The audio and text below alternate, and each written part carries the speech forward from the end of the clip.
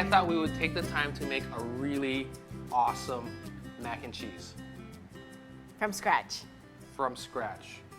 And I thought that it would be wonderful to do it because, you know, I like to eat mac and cheese, and sometimes I want to make it quick, but sometimes I want to take the time to do a nice one. So we're going to kind of do the nice one today. All right? Okay, great. So I'm going to need you to start grating cheese. So you're going to start, we're going to use 3 cheeses today. We have a sharp cheddar, we have Gruyere, and we have Parmesan. So you're going to start grating cheddar while I go ahead and get the base ready for this sauce, okay? Okay. So I'm going to start with onions here, and I have a piece of an onion. I just need a 1/4 cup. And I put the onion here because it helps add depth of flavor to the mac and cheese. Now, if you don't like onions, then you can skip this step, but I think it's really worth putting in there. It's a really worthy addition. Now, this dish here is going to actually teach you guys, while it's a simple dish to make, it's going to teach you all out there some classic French technique, okay? So I think you guys can have a good time learning some classic cooking. Am I doing this right? Yeah, it looks good. Okay, so I'm going to start with some butter here. This is whole butter. I'm going to put it in the pan, and I want it to melt. And then I'm going to add the onions here into the butter. And I want to make sure that the butter melts, and I'm sweating the onions, which means I'm getting them to be translucent, but I am not browning them, okay? We don't want to brown the onions.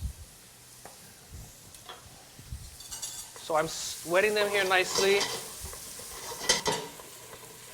And I can smell the onions cooking, and I can smell the butter. Now, what I'm going to do is I'm cooking this until the smell of the sulfur goes away. The onions are looking good now. They're nice and translucent. And then the next thing I'm going to add is I'm going to add flour. And I'm going to cook that just a little bit. And this is where the part that sort of the classical cooking comes in. What we're making here basically is a roux. Fat, in this case butter, and flour mixed together and cooked is making a roux, okay? And what we're going to do is this roux that we're cooking here is going to be the thickening agent with the milk that I'm going to put in here shortly. The reason why it's important that you don't brown the onions is because you don't want the roux to be a colored roux. Now, sometimes you want to brown it if you want to make a light or a dark, or I'm sorry, a light brown or a dark brown roux for a brown sauce. But in this case, we're using milk, so I want to keep it white. Okay? Okay. So now I'm just cooking this enough to cook the starches out, and then I'm also wanting to, the butter is surrounding all of the pieces, the molecules of flour, or the pieces of flour. And so when I add my milk, it won't clump up into the milk. Okay? Okay. Am I doing this right? Yeah, but that's good. You want to just give me about a 1/2 cup of that, you'll be good. So while she's finishing the grating, I'm going to add the paprika into my mix here, and then I'm going to add the milk. And then what we're going to do, I'm also going to add a bay leaf here. I'm going to add the bay leaf now. And we're going to add the milk here, and basically what we're creating is a modified version of a bechamel, which is one of the classic mother sauces.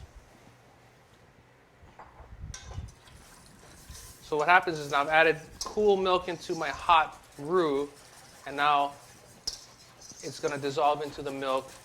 And when I bring this up to a boil, it will thicken the milk, and now we'll have basically a milk sauce. Okay, I think that's good. That's perfect. All right. So now what we have to do here is we need to bring this up to a boil. I'm going to let it simmer, and then we're going to start emulsifying or stirring in and melting the cheese into my milk mixture here. So we'll be right back. Okay, so what happened was we brought it up to a simmer, and now you can see the consistency is really, it has a really nice coating. See that? On the coating of the spoon. So now we're going to start adding, we're going to add the rest of our ingredients here. Okay. So I have mustard with salt. We got some garlic that's going in here, and then we're going to also start adding in the cheese. And we're really what we want to do is we're going to just basically melt the cheese into The sauce. the sauce. So I'm going to save some of this for garnish, but I'm going to just take the cheese here. And can you Save use, some you of can that. use different cheese? You can use different cheeses, and for me, the core or the basic cheese here is going to be cheddar's the base, right? And we're using extra sharp cheddar because I like to have a mac and cheese that has really good cheese flavor, and I like that sharpness from cheddar. Now we're going to add a little bit of, this is Gruyere, Oh, yum. and the Gruyere is going to give it it's going to give it a little bit of a saltiness, a little bit of a nuttiness, and it's going to also continue to give a different depth of cheese flavor. So what are some other cheeses and that's Parmesan. What are This is some other Parmesan. cheeses that you could experiment with? You want to work with cheeses that are good melting cheeses. So, one of the fun ones, you could do Gouda, you could do Jack cheese. If you wanted a really spicy one, you could do pepper jack. So those are all the different kinds of cheeses you can use. Now, when you're looking at this here, and I know you might have a hard time seeing it, I want you to see this, Cheryl, but I'm stirring Okay. this so that I want all the cheese to gradually melt in here. And making mac and cheese, the reason why it's important to make that bechamel in the beginning is because you need a vehicle to accept the cheese that the cheese will melt into. If you just took cheese and started throwing it in a pot, it would melt, but it would be clumpy, right? And so you need to basically thin out the cheese in some way, and that vehicle is the thickened milk base, basically. Oh, okay. So now it's looking really creamy.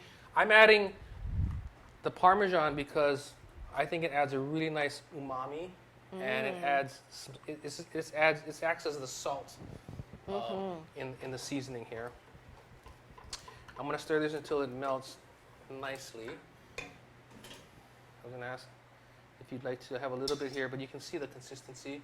Would you like to do a quick taste? Blow it first, right? So the consistency should coat a spoon? Yep. Creamy. Creamy. Does it taste all the cheese? It's Okay. good cheese. Okay, now it's all melted in here. It's all evenly mixed together. It's a really nice cheese sauce now, right? At this point, what happens is we have pasta here that was pre-cooked, and I'm just going to go ahead and add it into Oh, you put it into my cheese sauce. Now, at this point, right, if you could stop here, and you would have a really nice classic sort of macaroni and cheese, right? The next thing you could do is you could take it and you could add things like, you could add chopped cooked lobster or shrimp or crab to kick it up. You could add diced tomatoes.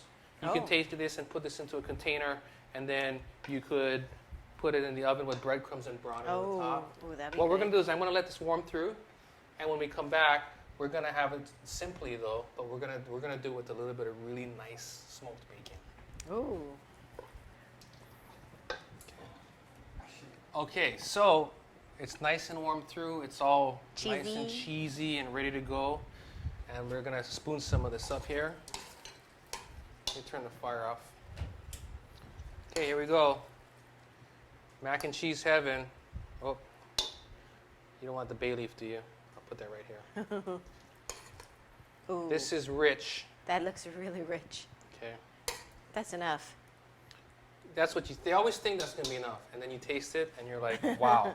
Okay, now what I'm gonna do is I'm gonna put some tomato on here, just so that there's something. I like to add something here that's also gonna be a little refreshing because you're right. This is a little bit rich, right? So So you're gonna put tomatoes and bacon. we're gonna put a little bacon on it. Yeah. We'll sprinkle some tomatoes on here. What the heck? Let's put a little more cheese on here. Put some cheese on that. And then I have some bacon. This is the good bacon too. This is apple smoked bacon. Ooh. Okay. So we're gonna dice some of that up, make it into small Could you pieces. put all the cheeses? Or I guess You it's could, already. and I think you should. So go ahead. Oh, okay. Go for it. We're fully engaged and we're already committed. So take it home, Cheryl. It's like triple cheese mac and cheese. Exactly. Now I'm going to add some bacon there. And it's nice. I'm gonna just add a little bit of cracked pepper for seasoning. Wipe the bowl there. And this is Cheryl said it. Beautiful. This is our triple cheese mac and cheese with apple smoked bacon and tomatoes. Only missing truffle oil. But let's go for it. For this recipe and more, visit us at foodland.com. Wow. Best mac and cheese I ever had.